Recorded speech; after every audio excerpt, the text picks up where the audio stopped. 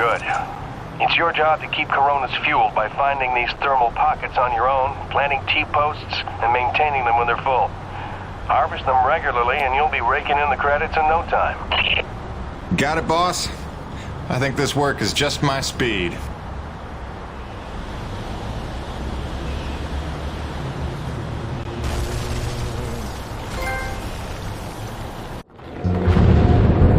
And so it went for weeks and months, until the extraordinary became commonplace. Dealing with the cold mile life became the new routine. Intense is real, but routine. I kept my sanity and wits by not thinking too deeply about what I was seeing and doing. It got lonesome sometimes, out in the Badlands, but music and weekly messages from the missus kept me company. I was making great dough, getting choice contracts, and that was the point after all. I made friends with the crew. They're a right good sort, those guys. Even LaRoche, for all his bluster, had his moments. For better or worse, I became Braddock's go-to guy. It had its benefits, but sometimes being the one to get the call meant you ended up in some damn strange situations.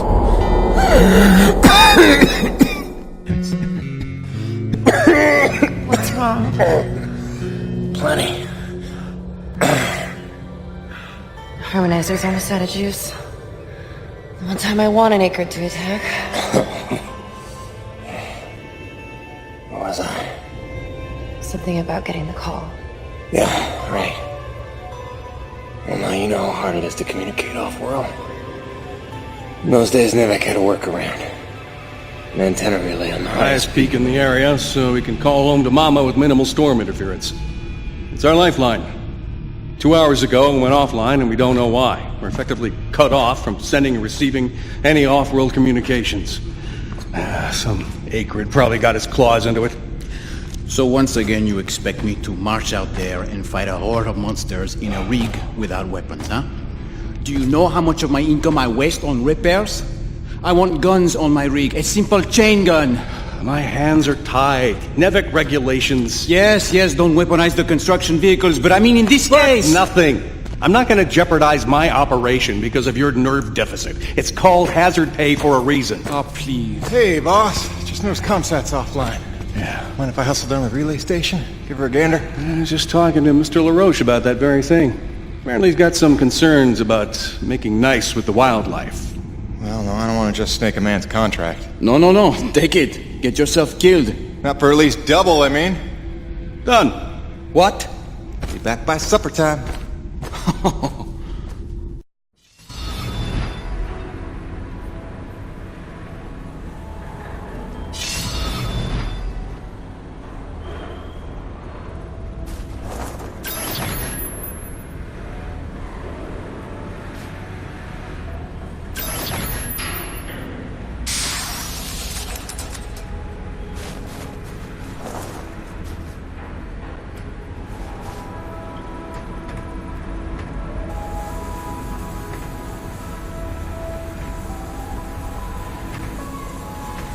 No time to lose, Jim. Go check out the communications relay and report back. Chop, chop.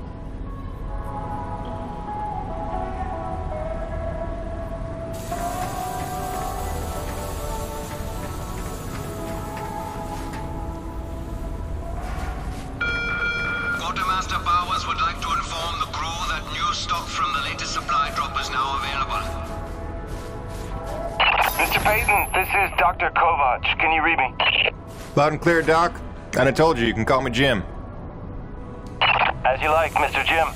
I was hoping you could pay me a visit in my lab as your circumstances and logistics allow.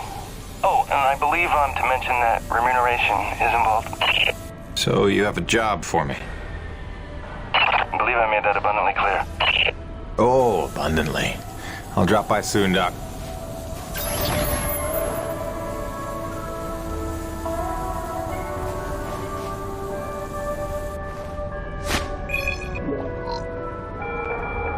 Come to my attention that 2 ice augers and a rock drill are missing from the equipment shack. Whoever is responsible, return them immediately or you will be sorry.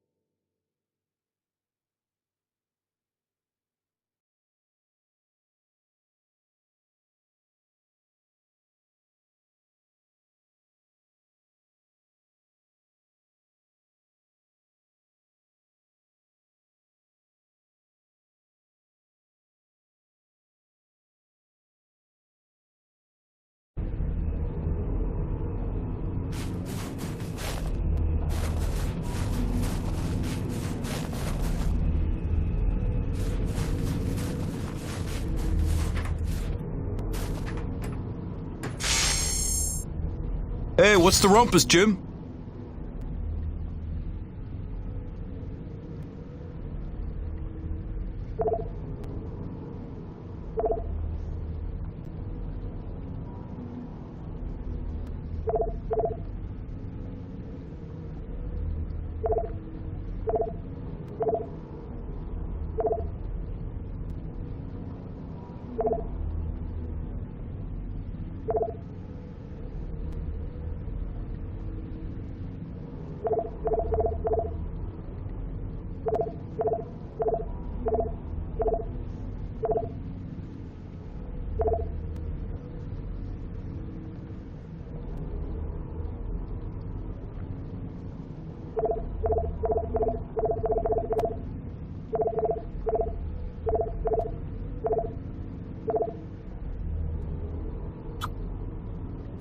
Good.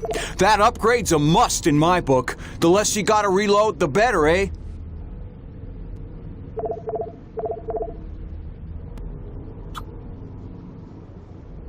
Gail got you rummaging around for scrap, huh?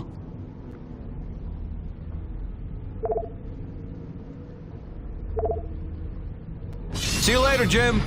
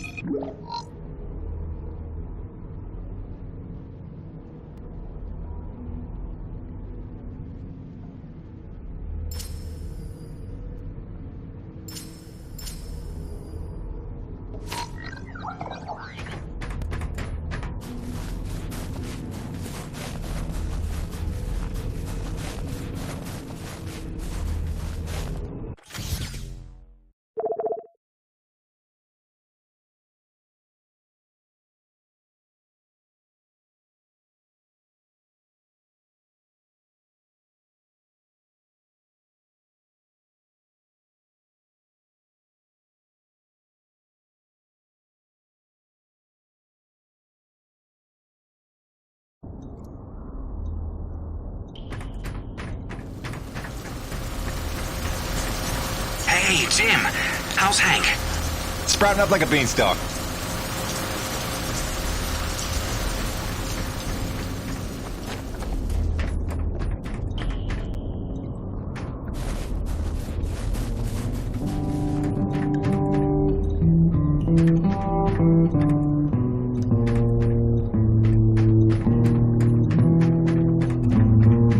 He needed something to take his mind off the cold, so I gave him my brother's guitar.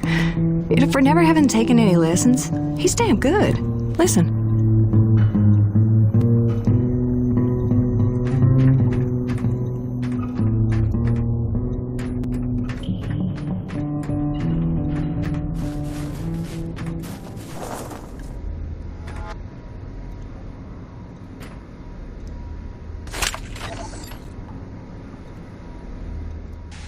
After months of rolling blackouts to fight record strains on the power grid, the president is attempting to tackle the national energy crisis head-on. This morning, he unveiled a new energy bill promoting energy-efficient homes and alternative energy production. Critics complain the bill is flimsy and does nothing to address the soaring energy prices across the globe. Meanwhile, the blackouts are severely disrupting the private sector across the country, and financial losses are mounting.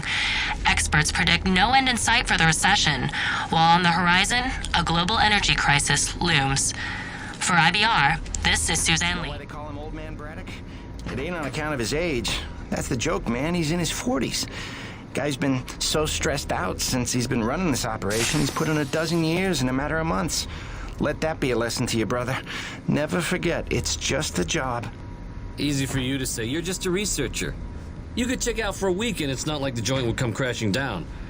Braddock's on all the time because that's what we need. Hey, not for nothing. He takes it personal. Whole thing's his brainchild, you know? It's not like he drew the short straw. He chose this place, made the plans, pitched Nevik on the whole deal. Sure, he's in good with him. Practically family, but that doesn't mean his ass ain't on the line. And us with it. Right. I heard something about that. Special relationship with Nevik, they called it. Had something to do with his dad? Yeah. Papa Braddock was some big macher for Nevik back in the day. Whatever that means. Look, the man was a hero, a legend. Made Nevik what it is today, so I've been told. Hey, no need to slander the man. Let's be fair. He made Nevik what it was 40 years ago. The stuff they've been up to since, that's somebody else's fault. Oh, hey, Jim. Here to give us a shot to get even? Not today, fellas. Me and Gertie got rounds to make. Gertie? His rig. You know, like you named your... Jim! Word is you're close to beating LaRoche on the board. Ah, who's counting? About time someone punched a hole in that windbag. Don't apologize for doing us all a favor.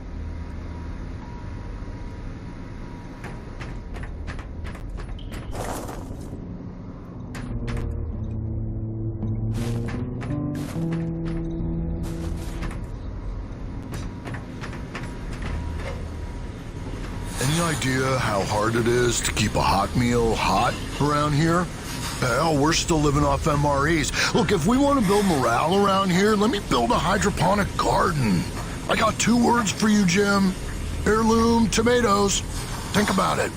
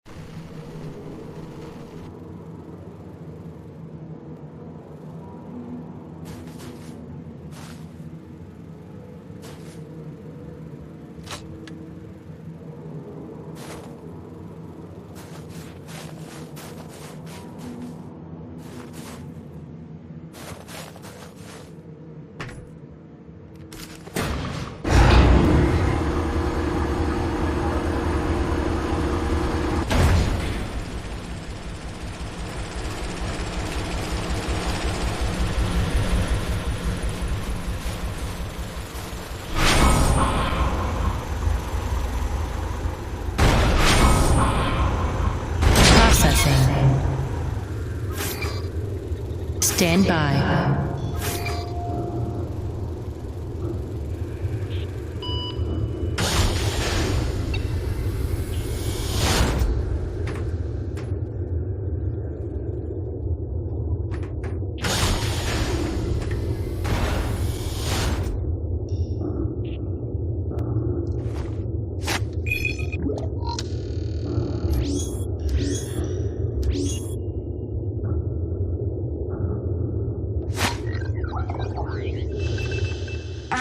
that 800-page questionnaire we all had to fill out before we came to this planet? How the hell did Kovac pass the personality screening? He must have cheated, right? I mean, have you spoken to the man? Every time I look at that enormous head of his, I imagine a little alien inside operating at controls. Or maybe a super intelligent lab rat.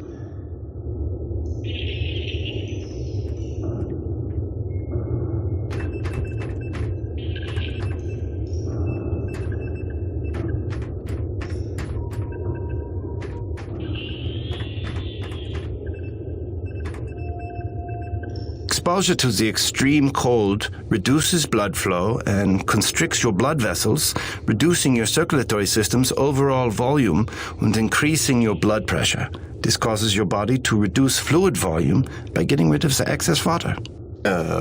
So in other words... When you get cold, you want to pee. All right. Thanks for that. No problem.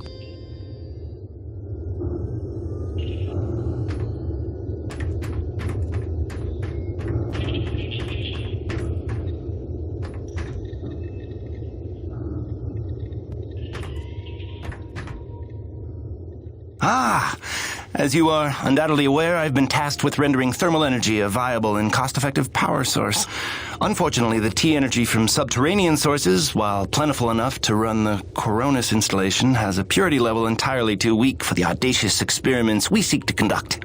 So the stuff we drill out of the ground, not pure enough for science. If paraphrasing me is critical to your comprehension, then yes. Now listen, the acrid. There are wild variances in their impurity index. Some are promisingly pure, potentially pure enough for our purposes. I need a survey of local acrid, samples of their T-energy in the hopes that we can find one with a pure enough composition. So you want me to kill acrid, basically? Yes. I'm hoping to take advantage of your noteworthy efficiency as a killing machine. So, let us begin with the Sapaya, those wretched things that so bedeviled our arrival.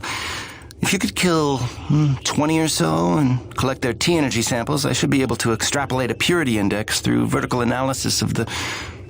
Kill 20 acrid, bring you this bill. That's the gig?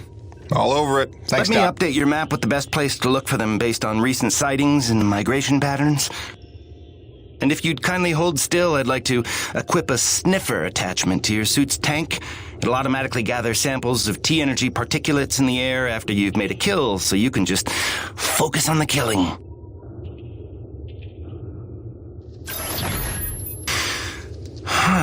Such pitiable incuriosity.